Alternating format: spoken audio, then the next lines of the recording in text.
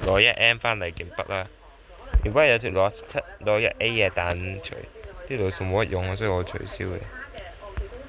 第一個站就由愛村頭站啊。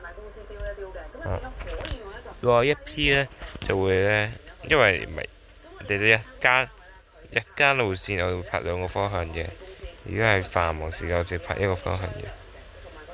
係啊，4、1至5嗰啲都係抵啦，係啊，即係分類啦，係分工要清晰嘅，唔係屯門公園啦，sorry，屯官嗰站。52X 嚟片係廣告嘅啊，屯官就屯門公路呢一段廣告嘅。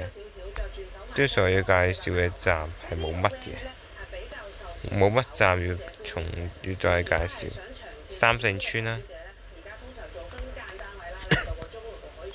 青山灣啦，海景花園啦，咖啡灣啦，係啊，我哋得嘅站係咁多啦。海景花園、咖啡灣，啊，即係黃金泳灘、香港黃金海岸。6字頭路線都差唔多拍晒啦，但係落西市咁咪拍晒啊，基本上。之後會拍2字頭啲路線，即係對外啊，即係黃大仙嗰啲，可能遲啲會拍。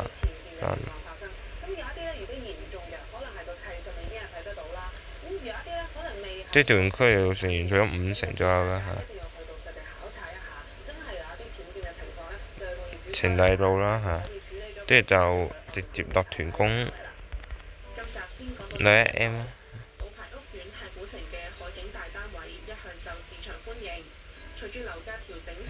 唔係呢度啊，我哋68M 其實嗰條路線我嗱呢個就大欖隧道嚟嘅，等一等。係同蠔荃灣好近嘅，勁近。冇乜嘢好講其實，唔知啊。呢條路線，愉景新城啦，德高里拍，荃灣站，村運 Mary's 即係就大窩口站。我試下，盡量咩試下，攞3條一齊上傳。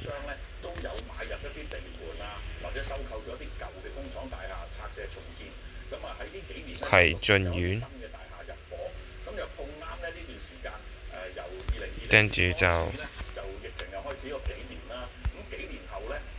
新葵興花園，之後就葵芳村，之後就要原本有住葵青劇院嘅，但取消咗啦。